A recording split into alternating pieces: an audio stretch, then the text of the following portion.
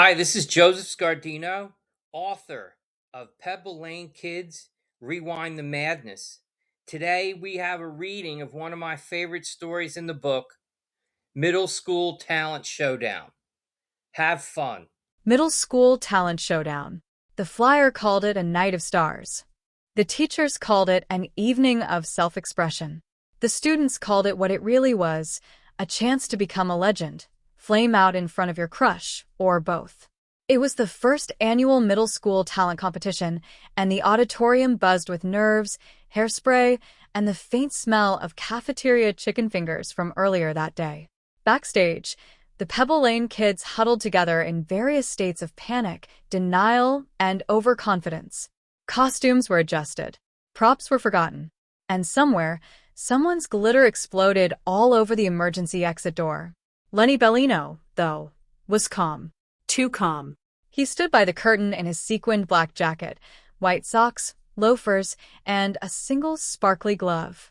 His cousin had helped him make a replica of Michael Jackson's Billie Jean outfit, and he'd been practicing for weeks in his garage using the reflection from his dad's caddy window as a mirror. When the lights dimmed and the opening beat hit, Lenny stepped out like he belonged on MTV. He moonwalked. He spun. He hit every beat of the lip sync perfectly. His hat flipped into the crowd. His glove caught the spotlight.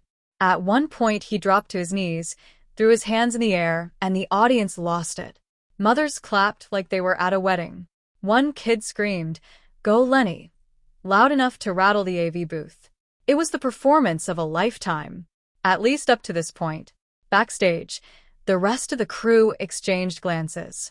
Lenny had just set the bar somewhere near the ceiling tiles. 2 acts later, Eddie Love and Max Stoneman took the stage with a comedy routine they'd been rehearsing in secret. A full-blown rendition of Who's On First. Max wore a Yankees cap pulled low, his arms folded like a bouncer. Eddie, always the loud one, wore a blazer and delivered his lines like he was auditioning for a courtroom drama. The timing was decent. The crowd laughed more out of confusion than understanding, but the teachers loved it. Mr. Friedman in the back actually stood up and clapped. Eddie bowed like he'd just won a Tony. A few more acts came and went. A girl from homeroom, Dina Sasso, twirled a batons to Eye of the Tiger and dropped them twice. A kid named Neil played the Imperial theme on trumpet and hit about 60% of the notes. Mark Gardo performed a mime routine about homework stress. It lasted way too long. Then, it was John Luceni's turn. He walked out holding a borrowed guitar, trying not to trip over the cord. He wore a Journey t-shirt and cleared his throat into the mic. "This one's for everyone who ever believed," he said dramatically. The opening riff to Don't Stop Believin' buzzed through the speaker, but not in a good way. The amp immediately let out a horrible feedback screech. John winced, tried again. The chords were off. Way off. By the second verse, he'd skipped lyrics, hit a wrong note, and knocked over the mic stand. Somewhere in the back, a dad muttered, "This poor kid." John smiled, bowed, and walked off stage like he'd just headlined the Spectrum.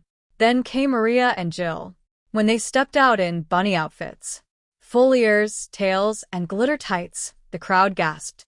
The music? I'm so excited by the Pointer Sisters. The routine? Chaotic. Jill missed a step. Maria did a split. By the second dramatic dance move, Mrs. Pascarella had launched herself from the front row like a linebacker. Stop the music. The cassette player screeched to a halt. The girls were escorted off stage, pouting, waving dramatically like wronged contestants on a reality show. Next came Vinnie DeMarco, wearing a Fonzie leather jacket, sunglasses, and a smug grin. "I'm Fonzie the Farda," he said, pointing fingers at the audience. "I swear, I farted so hard last week, the fire alarm went off." Then came immediate laughter. He paced the stage, dropping fart jokes like confetti. He did a fake call to the principal's office, acted out a full cafeteria scene, and wrapped it all up with beans, God's gift to comedy. He got a standing ovation from the 6th graders. Mr. Burke did not clap. Then came Dax Rosen, in a turtleneck and windbreaker, wheeling out a giant synthesizer with more buttons than an airplane cockpit. "This is my electro impression of society's fall into digital isolation," he said. Then he pressed play. The synth blared, "I Ran So Far Away" by Flock of Seagulls. Fog machines kicked in. Dax waved his hands over the keys, not playing a single note, while colored lights flashed in random directions. The crowd? Mesmerized. Even if they didn't get it, they knew they'd never seen anything like it. Just when everyone thought the night was over, the curtain rose one last time. A short kid with slicked hair and a full suit stepped onto the stage and sat down at the school's upright piano. No one even knew his name. He took a breath and launched into "The Longest Time" by Billy Joel. No sheet music. No backup. Just him. The voice wasn't perfect, but it was steady.